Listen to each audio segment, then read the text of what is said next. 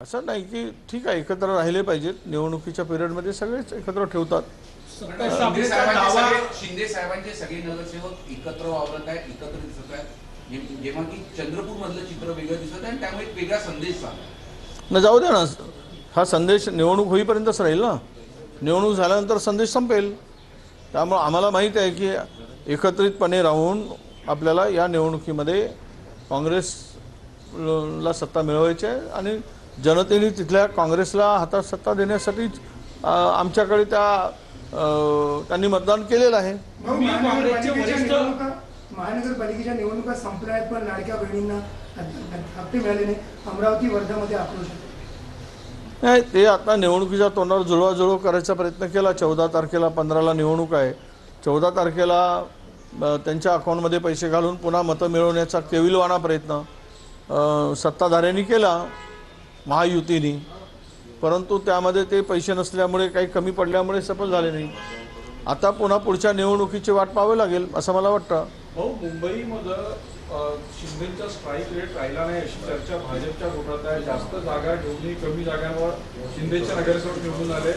एक गट दिल्लीमध्ये अशी तक्रार करणार आहे की भाजपने जास्त जागा लढल्या असल्या तर बहुमताचा आकडा भाजपनं स्वतः गाठला. या जर तरच्या गोष्टी आहेत. असंही म्हणतात की काँग्रेस मनसेने लढले असते तर 150 जागा आल्या असत्या. मग आता त्यामध्ये अशी चर्चा आहे की मनसेने अधिक जागा घेतल्यामुळे शिवसेनेला फटका बसला. हे निवडणुकीनंतरचे चर्चा आहे.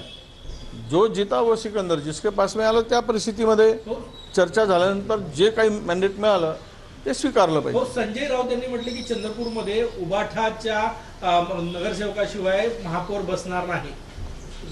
नाही, ते उबाटांची आपली युती नव्हती, पण उबाटा आणि आम्ही महाविकास आघाडीमध्ये एकत्र आहोत म्हणून आम्हाला वाटतं की आपण एकत्र राहून सत्ता स्थापन करावी अशी आमची भूमिका आहे आणि त्यासाठी त्यांच्याशी चर्चा आमची सुरू आहे. त्यांनी पण उबाठाने पण महापौर पदावर दावा केलेला आहे चंद्रपूरमध्ये. हो, मागे त्यांनी दावा केलेला आहे, प्रश्नच नाही. त्यांनी दावा करण्याचा त्यांचा अधिकार आहे. कारण पण ते आता चर्चा करून आम्ही तो निर्णय घेऊ.